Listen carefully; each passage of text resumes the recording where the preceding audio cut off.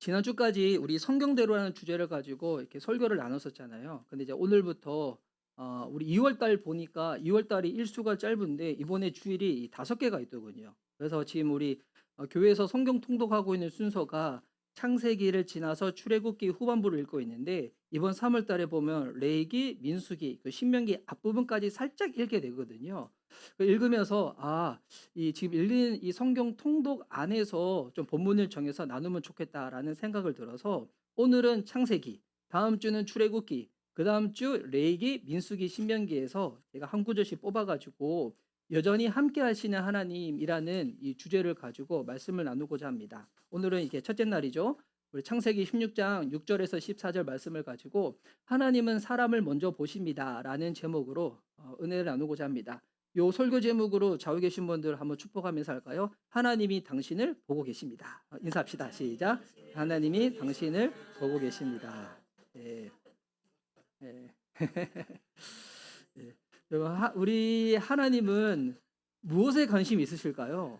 무엇에? 이제 요즘 이제 뉴스들 같은 거 보면 뭐 정치적으로나 경제적으로나 아니면 뭐 종교적으로 이렇게 뭐 큰 이야기들이 많이 있잖아요. 그러다 보면 하나님은 이렇게 뭐 굵직한 것, 큰 것 이런 것 가운데 관심이 많이 있나라고 좀 생각할 수도 있어요. 맞지. 하나님은 뭐 큰 그림을 보시는 주님이시지. 최근에 우리 종말을 기다리는 삶 공부했었을 때도 이게 좀 되게 고시적인 하나님 나라에서 설명을 했잖아요. 하나님께서 어떻게 이 세상을 이끌어 가시고 그 죽음이 있고 그 다음에 어떻게 하나님 나라가 우리 가운데 도래하는지. 네, 이런 공부들 하다 보면 뭐 큰 그림에 하나님은 관심이 있고 뭐 역사나 큰 계획을 보시지. 물론 이 말은 맞는 말입니다. 틀린 말은 아닙니다. 근데 여러분 성경을 자세히 읽다 보면 여러분 성경을 정말 가까이 할 수 있는 복을 누리시기 바랍니다. 예, 여러분 인생의 모든 해답, 끝, 세상의 결론 성경 안에 다 있거든요. 근데 성경을 자세히 읽다 보면 하나님은 언제나 사람을 먼저 보십니다. 정말 중요해요. 하나님은 먼저 사람을 먼저 보십니다.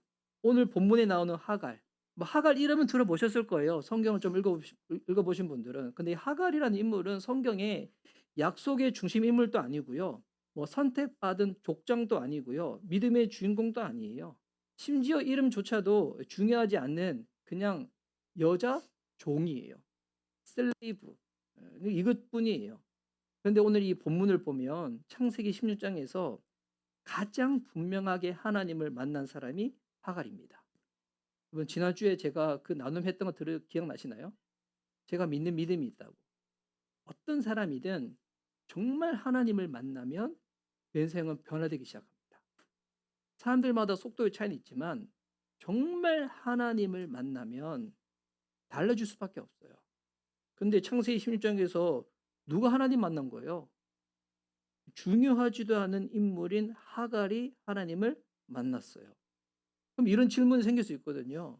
왜 하나님이 아브람도 아니고 사라도 아니고 광야로 지금 쫓겨난 하갈을 먼저 찾아오셨을까? 오늘 이 설교가 이에 대해서 그 이유를 알아가는 내용이고 하나님이 도대체 무엇을 중요하게 여기시는지 누구를 먼저 보시는지 오늘 이 본문을 통해 가지고 좀 살펴보려고 합니다.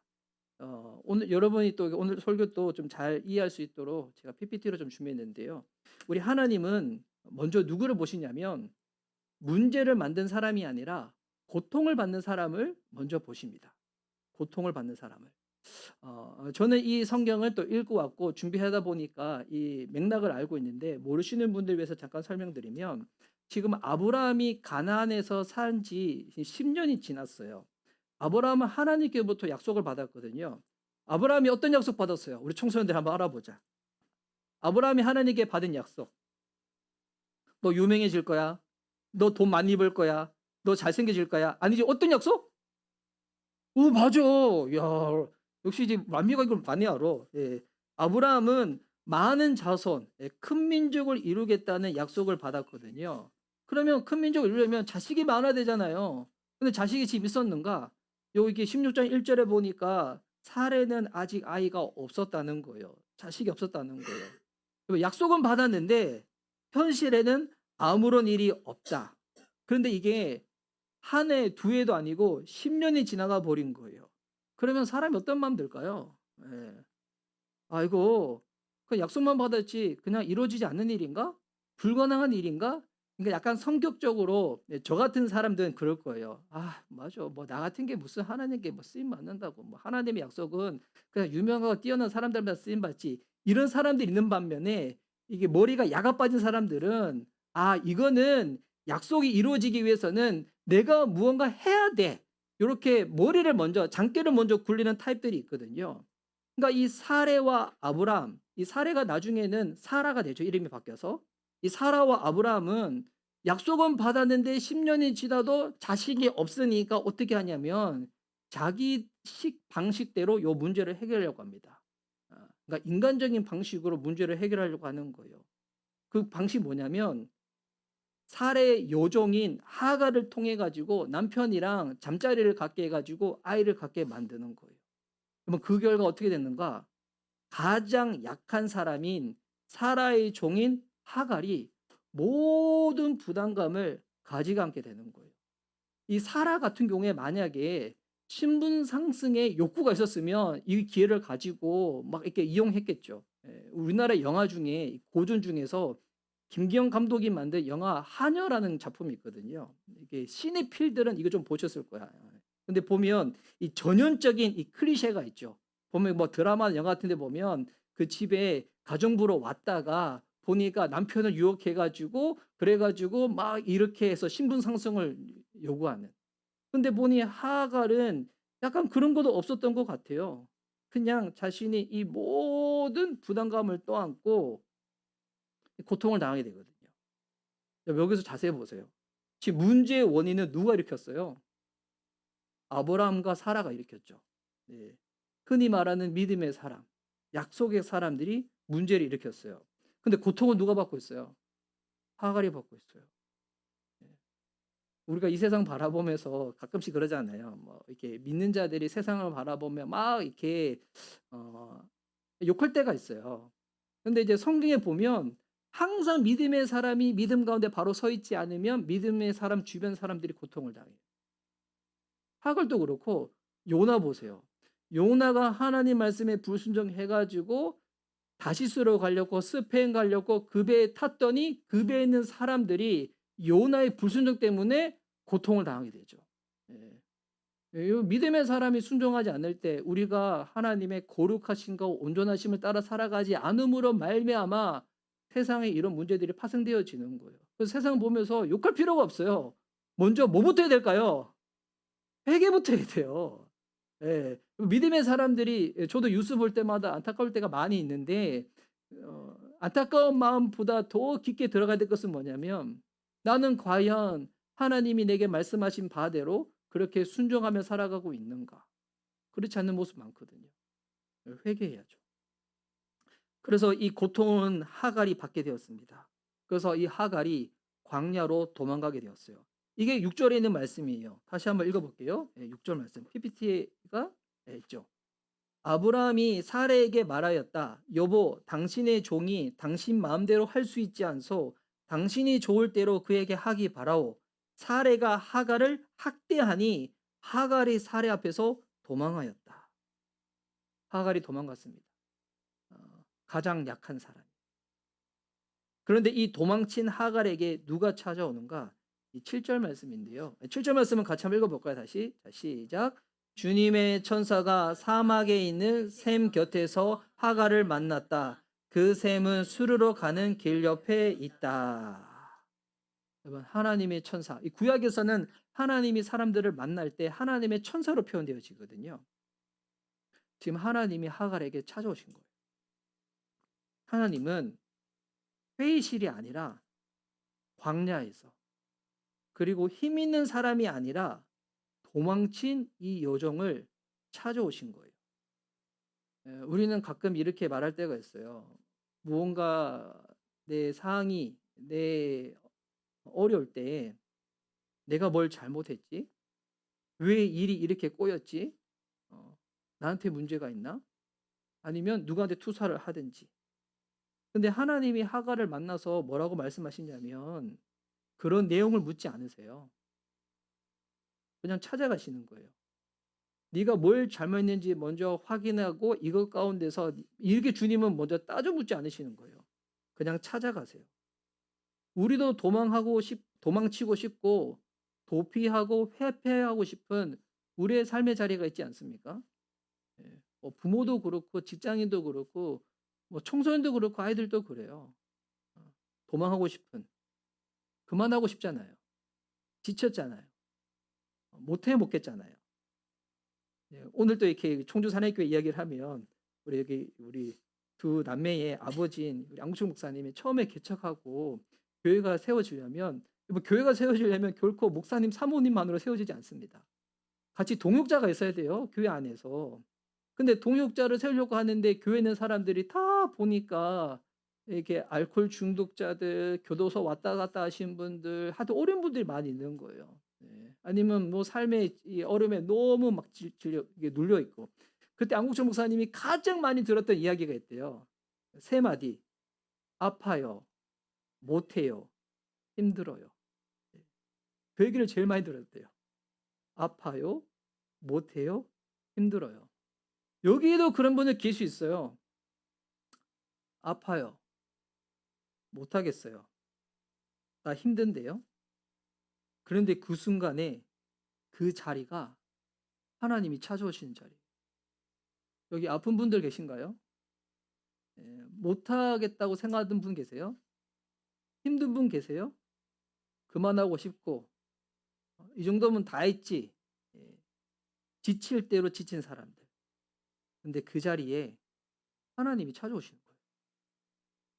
그리고 오늘 이 본문을 보면 하나님이 어떤 사람을 보시는지 알 수가 있는데 두 번째 보니까 하나님은 괜찮아 보이는 사람이 아니라 버틸 수 없는 사람을 먼저 보신다는 거예요. 버틸 수 없는 사람. 이 8절 말씀 보세요. 8절 말씀 한번 같이 읽어볼까요? 자, 시작. 천사가 물었다. 사레의 종 하거라. 내가 어디서 와서 어디로 가는 길이냐? 하갈이 대답하였다. 나의 여주인 사레에게서 도망하여 나오는 길입니다. 예. 하갈은 도망쳐 나왔지만 지금 갈 곳이 없지 않아요. 그리고 돌아가고 싶지도 않아요. 앞이 보이지 않는 상태에 놓여 있습니다. 여러분, 이 장면을 보면 오늘을 살아가는 우리의 모습하고도 많이 닮았지 않아요?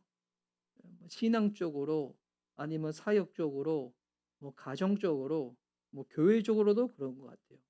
보면 아직 완전히 무너진 건 아니야. 그런데 계속 이렇게 가는 거는 너무 버거운 상태. 혹시 뭐 그런 분들 계시지 않아요? 아직 완전히 무너진 건 아닌데 어떻게 해야 될지도 모르겠고 어디로 가야 될지도 모르겠고 그렇다고 뒤돌아갈 수도 없고 앞도 뒤도 보이지 않는 정말 그 버거운 상태. 근데 여기에서 하나님이 이렇게 부르시는 거예요. 살해 여정하거라. 네가 어디서 왔으며 어디로 가느냐. 이 질문이 되게 중요한 질문이에요. 네가 어디에서 와서 어디로 가고 있느냐. 하나님이 범죄한 아담이 숨었을 때 첫 번째 그 하나님의 음성이 뭐였어요? 내가 시킨 대로 하지 않고 도망간 요놈의 아담 어딨어? 내가 너 당장 찾아내가지고 버려버리겠어? 하나님 이러지 않으셨죠. 예. 그 죄 가운데서 지금 숨어있는 아담을 향한 하나님의 첫 번째 음성은 아담아 네가 어디에 있느냐. 이 질문은 되게 철학적이고 신학적이지만 되게 존재론적인 질문이에요. 이 질문 앞에 스스로 이 대답할 수 있는 이 준비가 되어야 되거든요. 대부분 사람들은 네가 어디서 왔냐 어디로 가냐라고 하면 어떻게 대답하냐면 내가 내 인생의 길이라고 대답해요. 무슨 말인가? 내가 생각하는 바대로 난 그렇게 살겠다고 대답을 해요. 근데 이제 여기서 주님이 우리에게 물으시는 왜 이렇게 물으셨는가? 인간은 절대로 자기 스스로 자기가 어떤 존재인지 규명할 수가 없는 존재예요. 여러분 누구십니까? 여러분 이거보다 더 정확한 질문 뭐냐면 여러분 어디에서 와서 어디로 가십니까? 이거예요. 여러분 어디로 가고 계세요? 예. 여러분 인생의 끝에 우리가 태어난 건 순수하니까 태어났지만 우리가 언젠가 죽음을 맞이하는 그 순간은 이게 모르죠. 모르잖아요. 그런데 이제 그 순간에 분명히 이 질문이 있을 거거든요. 여러분 죽음 다음에 어디로 가십니까? 이 질문에 대해서 대답이 준비되어져 있어야 돼요. 예. 이 질문에 대해서 대답이 준비되어 있는 사람은 오늘 내가 살아가는 삶 가운데서도 아무리 힘들더라도 내가 어떻게 살아가야 될지 주님으로부터 답을 얻는 거거든요. 근데 이게 준비가 안 된 사람들이 너무나 많이 있다는 거죠. 하나님이 정답을 몰라서 물으시는 게 아니에요. 하갈이 자기의 상태가 어떤 상태인지 스스로 말하게 하시는 거예요. 아파요, 못해요, 힘들어요. 이 고백을 자기 스스로 되뇌게 하시는 거예요. 왜 이게 부끄러운 고백이 아니거든요. 예. 근데 많은 사람들은 이런 고백을 되게 부끄럽게 여겨요. 이렇게 말하면 다른 사람이 나를 어떻게 생각할까? 그 생각 때문에 자기의 있는 모습 그대로를 대답하지 못하는 거예요. 물론 사람이 그런 소리를 계속 들으면 힘들겠죠. 여러분 생각해 보세요. 힘들어요, 아파요, 못해요. 이 소리를 계속 듣는다. 집에서 계속 듣고 직장에서 계속 듣고 그리고 이 신앙 공동체인 교회에서도 계속 듣는다. 사람은 인내의 한계가 있다 보니까 이 은혜가 충만하지 못하면 그런 소리를 계속 듣기 힘들거든요. 그런데 우리 주님은 우리 영혼에 정직한 그 소리를 듣기를 원하세요. 왜 그러실까요? 왜 하나님이 우리가 솔직하게 대답하는 것을 원하실까요? 하나님은 우리가 잘 버티는 모습을 원하시는 것이 아니라 우리가 솔직해지는 것을 원하시거든요. 이 마찬가지죠. 이 정직하지 않으면 솔직하지 않으면 도움을 주려고 해도 도움을 줄 수가 없거든요. 이게 제가 지금 들고 있는 이제 보험이 있어요. 예전에 제가 부사역자 때 그 교회에 보험 설계하셨던 분들이 계셨어 가지고 근데 보험 설계할 때 이제 그분이 저한테 먼저 물어보셨던 게 그거였거든요. "목사님 수입이 어떻게 되시나요?" 예.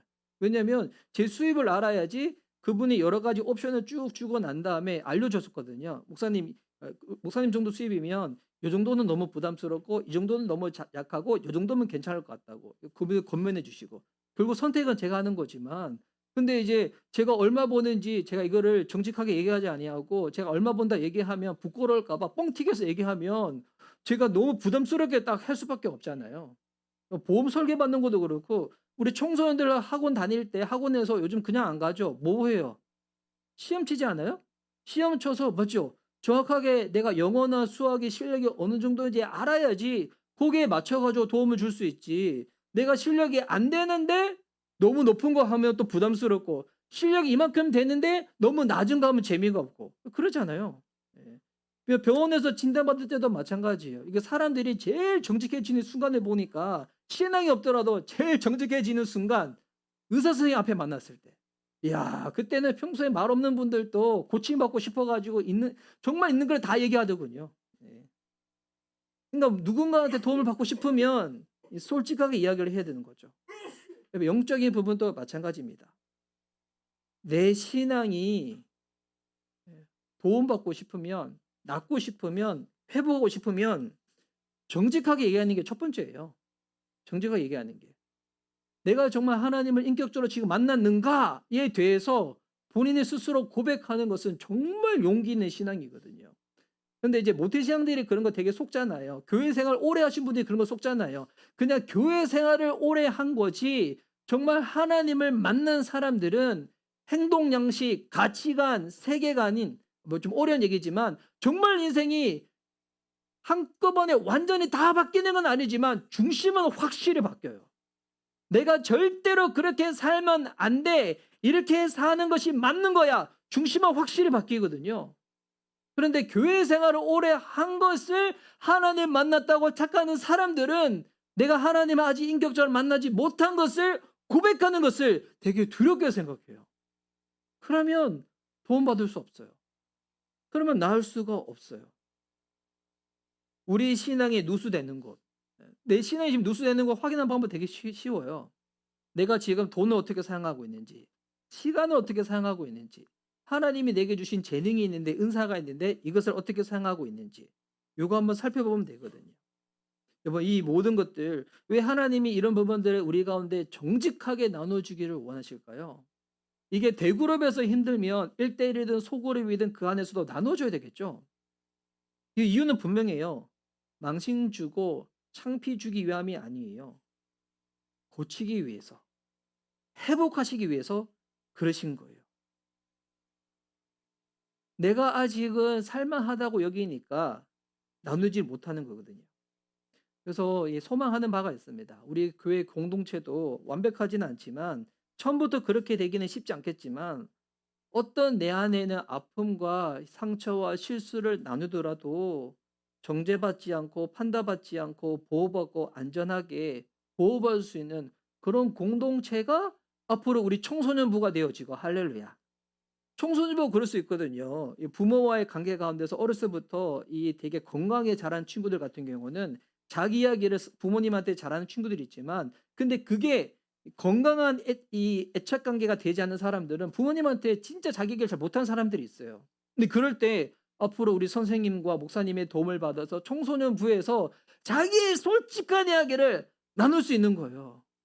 처음부터는 쉽지 않겠지. 그런 공동체가 되어야 되겠죠. 청소년부도 그렇고 우리 목장도 그렇고 우리 교회가 그래야 되겠죠. 왜 주님이 우리가 솔직해지기를 바란다고요? 그래야지 우리가 고침받을 수 있어요. 그래야 진짜 치유와 회복이 임하는 거예요. 그러면 하나님이 우리를 고치시는데 우리를 회복시키시는데 회복의 핵심이 뭘까요? 지금 결과가 다 망가져 버렸어. 이 결과가 바뀌는 게 회복일까요? 아니에요. 여러분 그 상태 그 결과는 잘 안 바뀌어요. 아쉽게도. 근데 뭐가 회복되냐면 관계가 회복되는 거예요. 이 세 번째인데 하나님은 결과보다 관계를 먼저 회복시킵니다. 하갈이 어찌 됐든 아이를 낳잖아요. 그러면 다시 회복되는 게 아이가 사라지는 거예요? 아니에요. 그건 어쩔 수 없어요. 내가 잘못한 어떻게 보면 '나는 내가 원치 않았지만 그럴 수밖에 없었어요.'라고 해도 결국 본인도 그렇게 한 거잖아요. 어쩔 수 없어요. 그 열매는 있지만 그 결과는 있지만 하나님이 회복시키는 것은 관계를 회복시키는 거예요. 이 13 절과 14절 말씀인데요. 어 하나님은 나는 갈데 없는 우리 13절 14절 함께 다시 한번 읽을까요? 이게 되게 중요한 부분인데 함께 읽도록 하겠습니다. 시작. 하갈은 내가 여기에서 나를 보시는 하나님을 뵙고도 이렇게 살아서 겪은 일을 말할 수 있다니 하면서 자신에게 말씀하신 주님을 보시는 하나님이라고 이름 지어서 불렀다. 14절에 보면 그래서 그 샘 이름도 부엘라 헤로이라고 지어서 부르게 되었다. 그 샘은 지금도 가데스와 베레 사이에 그대로 있다. 하갈이 고백했거든요. 하나님, 저는 지금 갈 데가 없는 처지입니다. 라고 말하는 하갈에게 주님 뭐라 말씀하셨냐면 다시 돌아가서 그의 말을 잘 들으라고 하세요. 그리고 하갈에게 약속하시거든요. 너에게 셀 수 없는 자손을 많이 줄 거라고. 그리고 네가 아들을 낳을 건데 그 아들의 이름을 뭐라고 지으려면 이스마엘이라고 지으래요. 이스마엘 많이 들어봤죠? 근데 이 이름의 뜻이 너무 좋아요. 이 뭐냐면 하나님이 내 부르짖는 소리를 들으셨다. 이 엘이 하나님이라는 단어거든요. 히브리어에는. 하나님이 나의 애타는 그 소리를 들으셨다는 거예요. 그리고 이런 일이 있고 나서 하갈이 이런 감격 가운데 고백을 하는 거잖아요. 하나님은 여호와 하나님은 나를 보시는 하나님이라고. 이게 히브리어로 뭐냐면 엘로이라고 해요. 엘로이. 예, 엘로이. 여러분 지금 하갈의 상황이 해결되었습니까? 아니죠. 그리고 지금 어떻게 해야 되는가? 나를 괴롭히는 사라에게로 다시 돌아가라고 말씀하시는 거예요. 하갈의 인생이 갑자기 좋아진 것도 아니에요. 그런데 중요한 거 하나가 바뀌었죠. 여기서 바뀐 게 뭐가 있어요? 뭐가 바뀌었을까요? 하나님을 만난 하갈의 신앙 고백이 바뀌었죠. 하나님이 나를 보셨다. 하나님이 나를 보고 계신다. 하갈에게는 이 믿음이 생긴 거예요. 우리 지난 1월 한 달 동안 요한복음 14장 15장을 가지고 성경대로라는 주제를 가지고 말씀을 나눴어요. 이번 성경대로의 삶, 이 네 주제가 딱 해보니까 성경대로 살아가는 삶은 나를 사랑하시는 그분의 음성을 내가 귀하게 여기는 거구나. 그래서 그분께 붙어 있는 거구나. 포도나무 가지처럼 혼자 붙어 있는 것이 아니라 함께 붙어 있는 거구나. 근데 붙어 있는 것이 무엇인가? 사랑 안에 거하는 거구나. 이걸 이제 4주 동안 나눴어요. 근데 요한복음 15장에서 우리가 기억해야 될 여러 가지 성경 구절이 많이 있지만 이번 시작되어지는 성경 구절이 요한복음 15장 5절이거든요. 그게 뭐냐면 나는 포도나무고 너희는 가지라고. 내 안에 거하라고. 나를 떠나서는 너희가 아무것도 할 수 없다고. 영어로 보면 더 직관적이에요. I'm the vine. 난 포도나무. You are the branches. 이 중에 복수형이에요. 너희들은 가지. 그리고 apart from me, you can do nothing. 청소년들 이 정도는 해석할 수 있죠? apart from me, you can do nothing. 근데 킹제임스 버전 성경에는 더 쉬워. For without me, you can do nothing. 우리 부활절 날 우리 성경 암송 대회 한번 하려고 하거든요. 그때 이제 영어 암송해도 참 좋을 것 같아. 예. 그러면 주님 뭐라 말씀하세요? 나를 떠나서는 너 아무것도 할 수 없다고. 너희가 아무것도 할 수 없다고. 열매 이전에 중요한 거는 그분 안에 거하는 거예요. 사역 이전에 중요한 거는 관계예요. 결과 이전에 붙어 있음이 중요합니다. 우리 이제 1월 달 동안 들었던 요한복음 15장을 가지고 오늘 본문을 표현하면 이렇게 말할 수 있는 거예요. 하나님은 우리들에게 결과를 네가 바꿔봐. 열매를 네가 바꿔봐. 이렇게 말씀하지 않으세요. 뭐라고 말씀하시는 거예요? 내가 너를 보고 있어. 되게 중요한 말씀이죠. 내가 너를 보고 있다는 것은 내가 너와 함께하고 있고 너의 아픔을 알고 있고 너의 괴로움을 알고 있고 네가 그 누구에게도 말하지 못하는 네 속에 있는 그 번민, 그 고통, 그 슬픔, 그 좌절 내가 알고 있다는 거예요. 영어로 하면 그거죠. I see you. 영어 아바타에 나오는 그 대사. I see you. 내가 보고 있어. 그래서 여러분 오늘 이 설교의 결론을 맺으면 이거예요. 하나님이 지금 보고 계신 것은 당신입니다.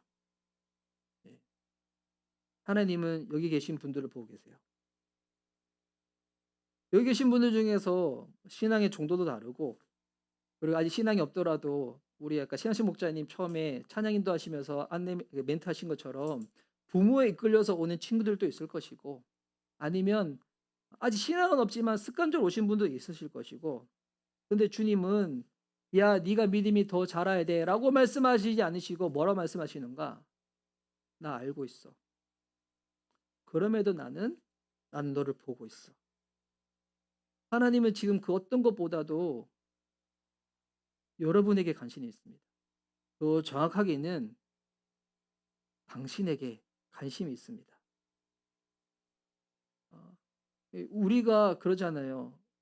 어떤 이렇게 부모로서 직장인으로서 학생으로서 뭔가 해내야 되는 그런 과업들이 있잖아요. 뭐 저야 목회자이다 보니까 교회를 지켜야 되고 교회를 유지해야 되고 성장도 시켜야 될 것만 같고 뭐 재정적으로 사역적으로 뭔가 성과를 내야 되는 것 같고 근데 하나님은 이런 것보다 그 이상으로 무엇에 가장 관심이 있냐면 그냥 나한테 관심이 있는 거예요. 그냥 이 상황한테 관심이 있는 거예요. 목사라는 타이틀이지만 목사라는 타이틀도 그냥 빼버리고 그냥 인간 이상함, 하나님의 자녀 이상함, 하나님 없으면 아무것도 할 수 없는 그냥 이상함한테 관심이 있는 거예요. 이거 여러분한테도 종교도 마찬가지예요. 하나님 무엇에 관심이 있는가? 그냥 라면한테 관심이 있는 거예요. 은하한테 관심이 있는 거예요. 제가 은하 보고 하은이라고 자꾸 얘기해가지고 하은이가 아니고 은하한테 관심이 있는 거고 도현이가 오랜만에 나왔지만 하나님은 도현이한테도 관심이 있는 거고 하나님은 그 뒤쪽에 있는 찬양이한테도 관심이 있는 거고 하나님은 저는 목사지만 우리 교회가 큰 교회가 아닌데도 불구하고 제가 이번 한 주간 가장 많이 제 관심과 생각이 갔던 사람들이 누굴까요? 여러분들이거든요. 근데 저는 사람인지라 이게 그냥 n분의 1로 정확히 못 나누잖아요. 예. 네, 근데 그래요. 이 작은 교회 공동체지만 저의 관심 밖에 있는 무관심 밖에 있는 계신 분들도 있을 수가 있거든요. 근데 너무나 감사한 것은 우리 하나님은 저와 같지 않으셔 가지고 여러분의 신앙과 환경의 정도가 어떠한지 한 사람도 예외 없이 그 모두에게 당신에게 다 관심을 가지고 있습니다. 예. 여러분 이게 하나님의 진리예요. 하나님의 말씀이에요. 지금 이 자리에 있는 사람들 중에서 지쳐 계신 분, 버티고 계신 분, 도망치고 계신 분이 계시다면 정말 하나님이 안 되면 아니면 안 되는 상황에 계신 사람이라면 여러분 되게 감사하시기 바랍니다. 하나님은 그 사람을 이미 보고 계십니다. 우리가 성경대로라는 올해 교회표를 정했지만 하나님은 우리가 성경대로 살기 전에 오늘 들었던 이 말씀처럼 성경대로 우리를 먼저 보고 계세요. 아, 여러분 되게 감사하지 않아요? 우리가 성경대로 살기 전에 성경대로 우리를 먼저 보시는 주님. 여러분 하나님이 여전히 우리와 함께 계신다는 이 말씀의 주제를 가지고 우리가 다음 주 또 이렇게 모세 오경 율법서를 쭉 나눌 것인데 이 말씀을 통해 가지고 왜 하나님이 나한테 관심 있으실까라는 그 신앙적인 질문을 가지고 주님 앞에 설 수 있는 저와 여러분 될 수 있기를.